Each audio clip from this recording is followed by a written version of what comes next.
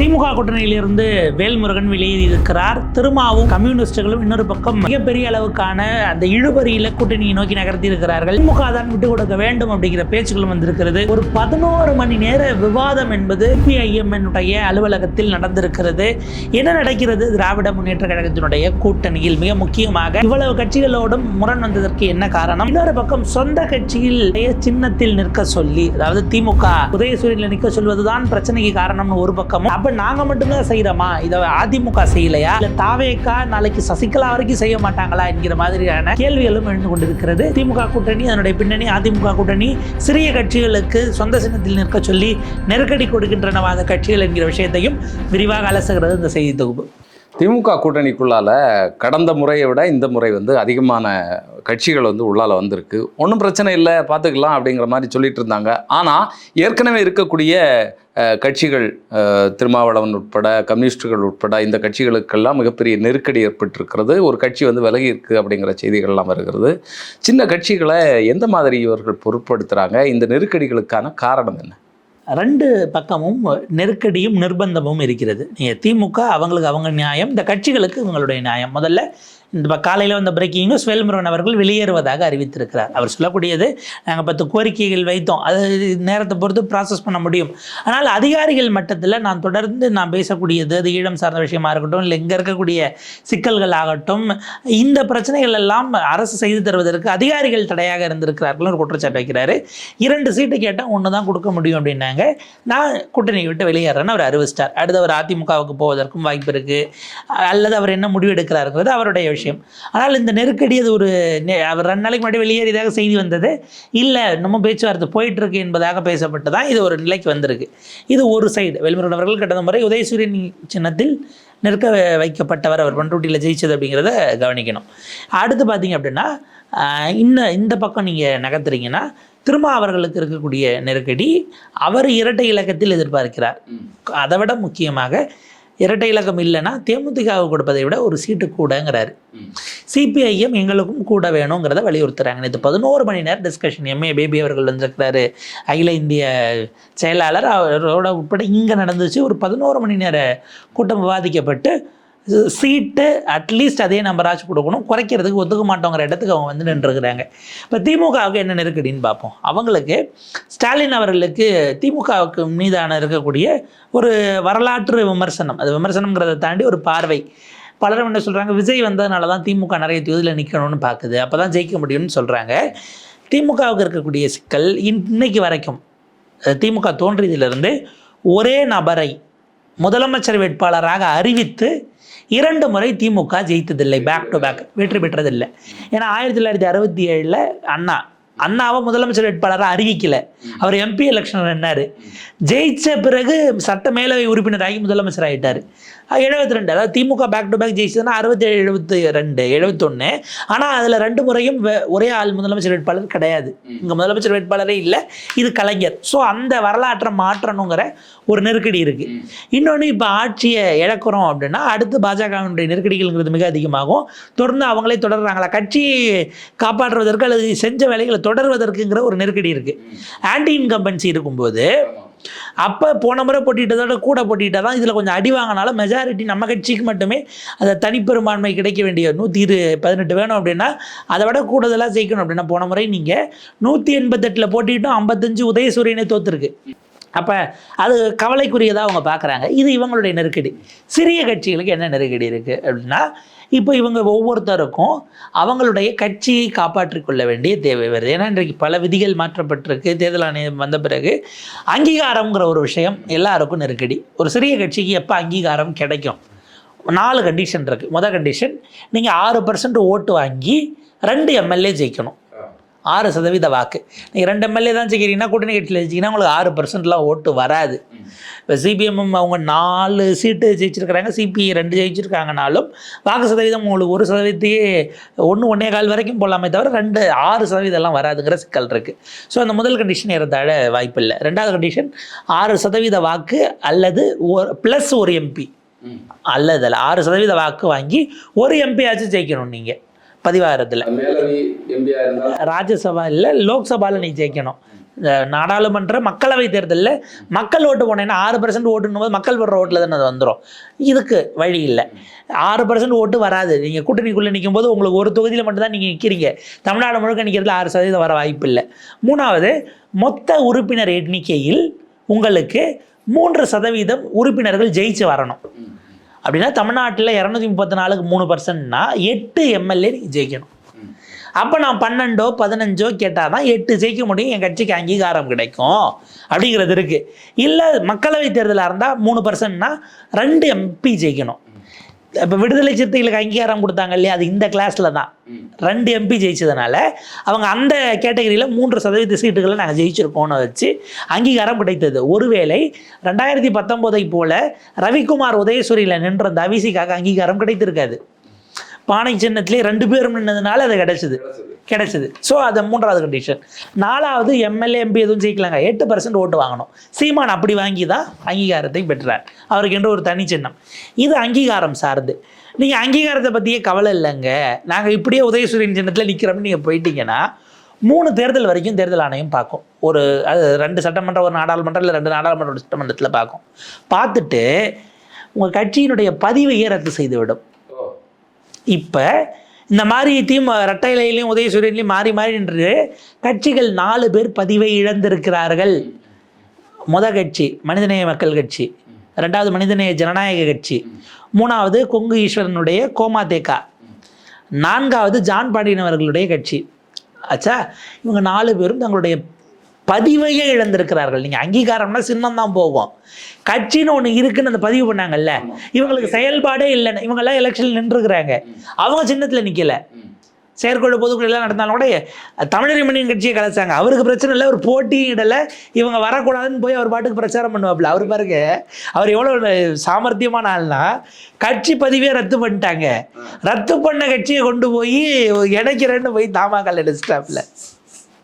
சரியா, அது அவருடைய சாமர்த்தியம். நீங்கள் வச்சு இல்லாத சொத்தை விற்கிற மாதிரி, அவ்வளோதான். நம்ம பேர் இல்லாத சொத்தை நம்ம பாட்டுக்கு, அது உங்கள் பேர்லேயே இல்லைங்க, அது பத்திரமே செல்லாதுன்னு அறிவித்த பிறகு அதை கொண்டு போய் இன்னொருத்தருக்கு நான் கொடுத்து, அவருக்கு நான் கொடுத்து அவங்க வீட்டிலே இருந்துக்கிறேன் அப்படின்ட்டு சேர்ந்து இருப்போம்னு கொண்டு போய் இதை காட்டின மாதிரி இப்போ இந்த 4 கட்சி இருக்கே, உங்களுக்கு மனிதநேய மக்கள் கட்சியோ ஜனநாயக கட்சியோ திமுக கூட்டணியில் திரும்ப உதயசூரியன் தான் நிற்க போகிறாங்க. எங்கே பிரச்சனை வரும்னா, இப்போ கட்சியினுடைய பதிவை ரத்து பண்ணிட்டாங்கன்னா நீங்கள் திரும்ப அதே பேரில் கொண்டு போய் பதிவு பண்ணணும். உங்களுக்கு வேறு யாருக்கும் போட்டி இருந்து ஒரே கட்சி பேரில் 2 கட்சி அப்போ பிரிஞ்சு செயல்படுதுன்னு வைங்க, நீங்கள் ரத்து பண்ணி ஃபைல் பண்ண லேட் ஆச்சுன்னா இன்னொரு தரப்பு அந்த கட்சி பேரை வாங்கிடும். அதுக்கப்புறம் அந்த கட்சி பேரே உங்களுக்கு கிடைக்காம போக வாய்ப்பு இருக்குது. இல்லைனா இப்போ அப்படி தானே இப்போ சரத்குமார் திமுகவுக்கு வர வாய்ப்பு இருக்குன்னு ஒரு செய்தி நேரத்துலேருந்து ஓடிக்கிட்டு இருக்கு. நீங்கள் ஒரு ஆலோசனை கூட்டம் ஆதரவாளர்களோட நடத்துகிறாரு. இதில் எங்கே சிக்கல் வரும்னா, சரத்குமார் இப்போ வெளியில் வந்தாலும் அவருக்கு சமத்துவ மக்கள் கட்சிங்கிற பேர் கிடைக்காது கட்சி ஆரம்பித்தா. ஏன்னா அவருக்கும் எர்ணாவூர் நாராயணனுக்கும் சிக்கல் இருந்தது. கட்சி 2 பிளவுபட்டு அவர் தனியாக, அதே சமத்துவ மக்கள் கட்சி பிராக்கெட்டில் எர்ணாவூர் நாராயணன் அவர் தனியாக போட்டிருந்தார். இவர் கட்சியை இணைச்ச பிறகு அந்த பேர் முழுக்க இப்போ அவருக்கே போயிடுச்சு. இந்த நெருக்கடி இருக்கிற மாதிரி இப்படியெல்லாம் சிக்கல்கள் வரும் அப்படிங்கிறது தான் கவனிக்கணும். சின்ன கட்சிகளுக்கு இந்த நெருக்கடி இருக்குது. அப்போ நான் 8 எம்எல்ஏ செய்யணும்னா நீங்கள் எனக்கு அதுக்கான சீட்டு கொடுக்கணும்னு அவங்க கேட்குறது. திமுகவை ஜெயிக்க வைக்கணும்னா அவங்கள பொறுத்த வரைக்கும் நாளை பின்ன இருக்கிறதுக்கு இன்றைக்கி என் கட்சி வேணும் நான் அரசியல் பண்ணுறதுக்கு. அண்ணா சொன்னதை போல் வீடு இருந்தால் தானே ஓடு மாற்ற முடியும். அப்போ எனக்கு வீடுனா என் கட்சி தானே, இந்த கட்சியினுடைய உறுதித்தன்மை நான் காப்பாற்றணும். சிபிஐ இன்றைக்கி தேசிய அங்கீகாரத்தை இழந்துருச்சு. சிபிஎம் தான் தேசிய கட்சியாக இன்னமும் இருக்கிறாங்க. அப்போ இந்த நெருக்கடிகளை நாளைக்கு இந்த அங்கீகாரமும் போய் சிக்கலாகிவிடக்கூடாதுங்கிறதுக்காக தான் இவங்களுடைய இடத்துல இருந்து அவங்க பார்க்குறாங்க. திமுக தரப்பில் உங்களை நாங்கள் கொடுக்குறோம்னா அதில் வந்து நாங்கள் என் சின்னத்தில் இருந்தீங்கன்னா சீட்டு கூட வேலை பார்ப்பாங்க, இல்லைன்னா வேலை பார்க்க மாட்டாங்க. சீட்டை குறைக்கிறத தாண்டி குறைக்கிறதும் என் சின்னத்தில் தான் நிற்கணும் அப்படின்றது இருக்கு இல்லையா. அந்த இடத்த வைக்கும்போது தான் இவங்களுக்கு அது நெருக்கடியாக மாறுது. இன்னும் வந்து இப்படி பேசி எங்கள் சின்னத்தில் நிற்கணும் அப்படின்னு சொல்கிறதுனால வெற்றி வாய்ப்பை வந்து அதிகரிக்கக்கூடிய ஒரு வாய்ப்பு இருக்குது. அதுதான் விஷயம். இதை தான் ரொம்ப நாளாக சொல்லிக்கிட்டு இருக்காங்க. கடந்த 3 தேர்தலுடைய தரவுகளை எடுத்தால் அப்படி 1-2க்கும் பெரிய வித்தியாசம் எல்லாம் இல்லை. நான் தரவுகளோட சொல்கிறேன். 2011, 2016, 2021 இந்த 3 தேர்தல் எடுத்துக்கங்க. 2011 திமுக அதிமுக சொந்த சின்னத்தில் உதயசூரியன் ரெட்டையிலையில் கூட்டணி கட்சிகள் 5 பேரை போட்டியிட வச்சாங்க. திமுக தரப்பில் ஒருத்தர் கூட ஜெயிக்கலை. அதிமுகவில் 5 பேருமே ஜெயிச்சாங்க. சரத்குமார், எர்ணாவூர் நாராயணன் அவங்களாம் ஜெயிச்சிருந்தது. அதில் தான் 5 out of 10. அதுக்கடுத்து பார்த்தீங்கன்னா 2016 அதிமுக தரப்பில் 7 சீட்டு கொடுத்து 3 பேர் ஜெயிச்சாங்க. கருணாசு, தனியரசு, தமிமுன் அன்சாரி. திமுக தரப்பில் 3 பேருக்கு உதயசூரியனில் போட்டியிட வாய்ப்பு கொடுத்து 3-0. இப்போ 2021 அதிமுக கூட்டணியில் 12 கொடுத்து ஒரே ஒருத்தர் ஜெயிச்சார், பூவை ஜெகன்மூர்த்தி. அவர் நம்ம புரட்சி பாரதம் அதிமுக ரெட்டையில் தான் அவர் நிற்கிது, ஜெயிச்சு எம்எல்ஏ. திமுக தரப்பில் 15 கொடுத்து 8 பேர் ஜெயிச்சாங்க, பாதிக்கு பாதி. இப்போ ஒட்டு மொத்தமாக அந்த 3 நான் கூட்டினேன் அப்படின்னா இப்போ 47 சீட்டுகள் 3 எலெக்ஷனில் போட்டியிட கூட்டணி கட்சிக்கு கொடுத்து 17 பேர் ஜெயிச்சிருக்காங்க, 3ல் ஒருத்தர். ஆச்சா, சொந்த சின்னத்திலே போட்டியிடுவதற்கு அனுமதித்தது அப்படிங்கிறது இருக்குல்ல. 2011 அதிமுக 69 கொடுத்து அதில் 53 ஜெயிச்சிருக்கிறாங்க. விஜயகாந்த் எல்லாம் ஜெயிச்சு வந்த அந்த தேர்தல். திமுகவில் 110 கொடுத்து 8 பேர் தான் ஜெயிச்சிருக்காங்க. 2 எதிரில் நிற்கும் போது 2016 அதிமுகவில் யாருக்குமே 0 சொந்த கட்சி, எல்லாமே 234 நம்ம ரெட்டையில் போட்டாங்க. ஸோ 0 தான் நின்னது, பிரச்சனை இல்லை. திமுகவில் 46 கொடுத்து 9 பேர் ஜெயிச்சிருக்காங்க. 2021 அதிமுக கூட்டணியில் 43 9, திமுக கூட்டணி 46 26. அதாவது 314 பேர் சொந்த சின்னத்தில் போட்டியிட அனுமதித்து அதில் 105 பேர் ஜெயிச்சிருக்காங்க. அதுவும் 33% தான். அப்போ இந்த சின்னம் கொடுத்து அதை விட கூடுதலாக ஜெயிக்கலாங்கிறதுக்கு வாய்ப்பே அப்படி ஒரு தரவே வரல. இப்போ நான் திரும்ப கேட்குறேன், ஏற்கனவே அதாவது உங்கள் சொந்த சின்னத்துலேருந்து 55 பேர் தோத்தாங்களே, சொந்த சின்னத்துலேருந்து எப்படி தோத்தாங்கன்னு கேள்வி வரும்ல. நீங்கள் சொல்கிறீங்க நான் 6 கொடுத்து 2 தோத்துட்டீங்களேன்னு, உதயசூரியனுமே 55 தோத்துருக்கேங்கிற கேள்வி வருது இல்லையா. அப்போ அந்த 2த்துக்கும் ஒன்றும் பெரிய வித்தியாசமெல்லாம் இல்லை. கட்சிக்காரன் வேலை பார்க்கணுன்னு விருப்பம் இருந்தால் வேலை பார்க்குறாங்கன்னா கொண்டு போய் சேர்த்துவாங்க. இப்போ புது சின்னத்தை சேர்க்கறது கஷ்டம்னு நீங்கள் சொல்கிறீங்க. துரை வைகோ தீப்பெட்டியில் தானே நின்னார், கேனர் ஒர்க் பண்ணி அவரை ஜெயிக்க வச்சார்ல இப்போ திருச்சியில். அதே நேரம் 2009 நீங்கள் ஓட்டு கேட்டு அதே கை சின்னத்தில் மாணிக்கம் தாகூரை ஜெயிக்க வச்சிங்க. 2019 அதே கை சின்னம், அதே மாணிக்கம் தாகூர், அதே விருதுநகரில் ஜெயிக்க வச்சிங்க. 24 நீங்கள் கைவிட்டீங்கன்னா கை சின்னம் அப்படியே தான் இருக்குது, நீங்களும் அப்படியே தான் இருக்கீங்க. ஆனால் 24 வேலை செய்கிறதுக்கு வேண்டாம் நீங்கள் முடிவு பண்ணதுனால அந்த இழுபறியை நோக்கி போச்சு இல்லை. அவங்க ரொம்ப இதாக பேசுகிறாங்க, மோதல் இருக்குது விட்டுருவோங்கிற அளவுக்கு ஒரு விட்டதுனால தான் அது குறைஞ்சது. அப்போ சின்னம் என்பதை தாண்டி அந்த சின்னத்தையும் வேட்பாளரையும் கட்சிக்காரங்க ஏற்றுக்கிட்டாங்கன்னா வேலை பார்ப்பாங்கங்கிற இடம் இருக்குது. இதில் போனால் வெற்றி கட்டாயங்கிறது தரவுகள் அப்படி இல்லைன்னு நான் சொல்ல.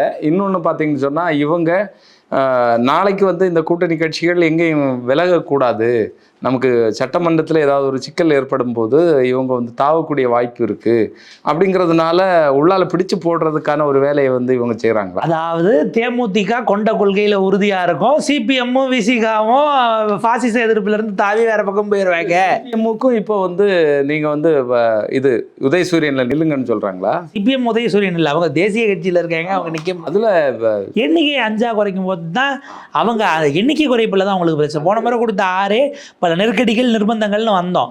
நாங்கள் அப்படி இதைத்தான் நீங்கள் பண்ணீங்க, பாண்டிச்சேரியில் தனியாக போகிறோன்னு அவங்க அறிவிச்சிட்டாங்க. அந்த சிக்கலாகி அவங்க தனியாக போகிறனே கம்ப்ளீட்டாக அறிவிச்சிட்டாங்க. நாங்கள் தேசிய கட்சியாக இருக்கிறோம், இல்லைன்னா வேற ஒரு ஃபார்முலாவில் ஒரு 10 சீட்டு நாங்கள் தனியாக நிற்கிறோம், மீதி 224 திமுக ஆதரித்து வேலை செய்கிறோம் கூட சொல்லிட்டு போகலாம். நீங்கள் எங்களுக்கான அந்த அளவுக்கான மரியாதை கிடைக்கலன்னும் போது இப்படி நாங்கள் போகிறோங்கிற இடத்துக்கு கூட அவங்க நகர வாய்ப்பு இருக்குது. அவங்க அதே 6 கொடுக்கறது 6க்கு 1 குறைச்சா கூட ஏற்றுக்க மாட்டோங்கிற இடத்துல தான் இருக்கிறாங்க. நெருக்கடிகள் நிர்பந்தங்களை புரிஞ்சுக்கிறோனாலும் கூட குறைச்சிக்கிட்டோம்னா அது எங்களுடைய இதுக்கு இழுக்காக இருக்கும், நாங்கள் எங்களுடைய திட்டத்தில் அது இல்லை அப்படிங்கிறதாக போயிருக்கு. இல்லை என்னன்னா தேமுதிக வரும்போது தேமுதிகவுக்கு இத்தனை சீட்டுகளை அள்ளி கொடுக்கும்போது மற்ற கட்சிகள் பார்ப்பாங்களே, இவ்வளோ நாள் நம்ம கூட்டணியில் இருக்கிறோம், இவ்வளோ வேலை செஞ்சு. இப்போ அதனால தான் தேமுதிகவை வைக்காமல் கடைசியில் வச்சுருக்காங்க. முதல்ல தேமுதிக 10 தெரிஞ்சு தான் பூரா பேரும் 12 கொடு 13 கொடுப்பாங்கன்னு. தேமுதிகவை கூப்பிடாமல் இருக்கிறதே இவங்களுக்கு சந்தேகத்தை அதிகப்படுத்துது. ஒன்று, அதில் அவங்க கேட்கக்கூடியது ரொம்ப நியாயமான கேள்வி என்னென்னா, எல்லாரும் குறைச்சிக்கணும் ஏன்னா நிறைய கட்சி வந்துருச்சுங்கிறீங்க.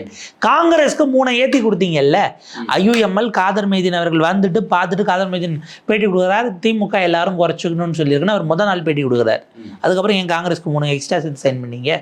அவங்க காங்கிரஸ் ஒப்பிட்டு கேட்குறாங்க, நீண்ட கால செயலில் கூட இருக்காங்கன்னா நாங்களும் தான் நீண்ட காலம் கூட இருக்கோம், அப்போ நாங்கள் இல்லையா அப்படிங்கிற கேள்வி அவங்க எழுப்பும்போது அந்த இடம் அவங்களுடைய நியாயமாக இருக்குது. இதில் என்னென்னா இதெல்லாம் இது அத்தனையும் திமுக தரப்பு. இதில் நம்ம பேசாமல் விட்ட மற்ற 4 முனையில் நீங்கள் சீமானம் மட்டும்தான் இந்த பிரச்சனையே இல்லாமல் மனசன் ஜம்முன்னு இருக்காரு. உலகத்திலே யாரும் போடாத மாதிரி திட்டங்கள்லாம் போட்டு ஜெயிச்சிட்டோம்னா நாங்கள் என்ன நிறைவேற்றோம் அப்படிங்கிறதெல்லாம் போட்டு 426 பக்கத்துக்கு அறிக்கைங்கிறதெல்லாம் ஒரு பக்கம் அது சிறப்பாக ஓடிக்கிட்டு இருக்காங்க. மீதி இருக்கிறதுக்கு வரணும். இப்போ அதிமுக என்டிஏ கூட்டணி, அதிமுக தலைமையிலான என்டிஏ கூட்டணியில் அதிமுக யாரையும் நெருக்கடி பண்ணலை. ஏன்னா இந்த முறை இதனுடைய கணிப்பு தவறாக போனால் பரவாயில்ல, அதிமுக சின்னத்தில் இருக்கிற கூட்டணி கட்சிகளை விட பாஜக சின்னத்தில் இருக்கிற கூட்டணி கட்சிகள் அதிகமாக இருக்கும். ஏன்னா எல்லாம் என்டிஏல இருக்கிறாங்க. இதுல தலைமை யாரு அப்படிங்கிற கேள்வி இதுல இருந்தா நமக்கு எழும். டிடிவி தினகரன் எதுக்கு அங்க போனாரு? பாஜக வந்து எல்லாரையும் கூட்டு அவர் டெல்லி ஏர்போர்ட்ல இருந்து பேட்டி கொடுக்குறாரு. சார், பீகாரினுடைய மாடலில் என்டிஏ தமிழ்நாட்டில் செயல்படுங்கிறாரு. அது என்ன அர்த்தம்? அதுக்கு நம்ம ஆட்கள் சும்மா இல்லாமல் ரிப்போர்ட்டை சாப்பிட்டு எடப்பாடி பழனிசாமி சிஎம்மா இருக்க மாட்டாரா, மாற்றிருக்கீங்களான்னு கேட்டாங்க. அவர் டென்ஷன் ஆகி இப்படிலாம் நீங்கள் இது பண்ணாதீங்க, கூட்டணியினுடைய இயங்குதல் அப்படிங்கிற மாதிரி அவர் அதை சொன்னார். என்னன்னா 2024 அதான் நடந்துச்சு. நிதிஷ்குமார் தான் பெரிய கட்சி, அவர் தான் அதிக இடம் போட்டிடுவார். ஆனால் சிராக் பஸ்வானுடைய லோக் ஜனசக்தியும் ஹிந்துஸ்தான் ஆவாமி மோர்ச்சா இவருடையது, நம்ம ஜிதன் ராம் மஞ்சியினுடையதும் பிஜேபி கூட கூட்டணி ஒப்பந்தமாக கையெழுத்து போட்டார்கள். அந்த மாதிரி நாங்கள் அங்கே கையெழுத்து போட்டுப்போங்கிறதா அவர் சொல்ல வந்தது. அன்புமணி எதுக்கு போனாருங்கிற ட்விஸ்ட் இருக்குது, நான் பின்னாடி சொல்கிறேன். ஸோ அப்போ அந்த கூட்டணிக்குள்ளே நீங்கள் போயிட்டீங்க. இதுக்கு இப்போ தமிழ்நாட்டில் வரைக்கும் 3 கூட்டம் நடத்தியிருக்காங்க. மோடி வந்திருக்காரு. என்டிஏ கூட்டம் 3 நடந்திருக்கு. 3ம் பாஜக நடத்தி, 3ம் மோடி வந்து எல்லா கூட்டணி கட்சி தலைவரும் மேடை ஏற்றினாங்க. எடப்பாடி பழனிசாமி அவர்கள் கூட்டம் போட்டு இவங்கெல்லாம் வந்து நின்னாதான் அவர் தலைமை அப்படிங்கிறத ஏற்றுக்கிட்டதாக வரும். அவங்க தரப்பில் என்ன சொல்லுவாங்க, நாங்கள் தான் தமிழ்நாடு முழுக்க ஆர்ப்பாட்டம் நடத்தணும், எந்தெந்த ஊரில் யார் யாருன்னு அப்படின்னு. அது அந்தந்த ஊர் லெவலில் நீங்கள் சேர்ந்து வேலை பார்க்க ஹெல்ப் பண்ணோம். நீங்கள் திரும்ப திரும்ப உங்களில் நீங்கள் தான் தலைவர்னு அவங்க வாய் திறந்து சொல்லாத வரைக்கும், அல்லது அதில் ஒரு நெருடலை வச்சுருக்கிற வரைக்கும் கிடையாது. எவ்வளோ கூட்டம்னு நீங்கள் காட்ட வேண்டிய இன்டர்னல் விஷயத்தையும் காட்ட வேண்டிய தேவை இருக்குது அதிமுகன்னு ஒரு நெருக்கடின்னு நம்ம பார்க்கணும். இதில் பிஜேபி என்ன சொல்லும், இப்போ அமித்ஷா அதெல்லாம் நல்லா கன்வின்ஸ் பண்ணுவாப்புல.